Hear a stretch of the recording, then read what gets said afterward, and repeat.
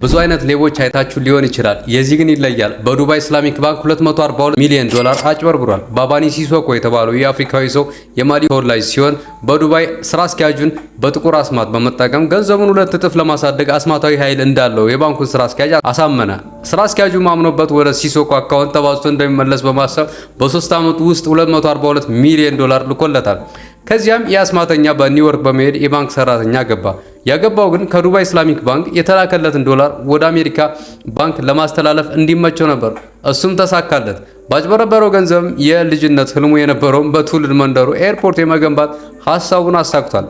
አስቡት፣ ይህንን ሐሳብ ያሰበው ምንም ሳይኖረው ነበር።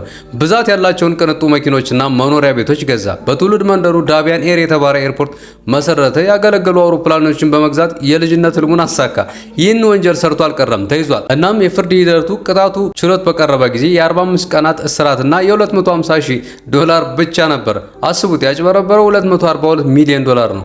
በኋላም ሲሶኮ ምንም እንኳን ከባድ ወንጀል ቢሰራም በነፃነት ወደ ሀገሩ ማሊ ተመልሷል። ምክንያቱም የዱባይ ኢስላሚክ ባንክ የደረሰበት መጭበርበር ብዙም እንዳይሰማና ስሙን ለማስጠበቅ ሲል ክሱን ስላቋረጠ ነው።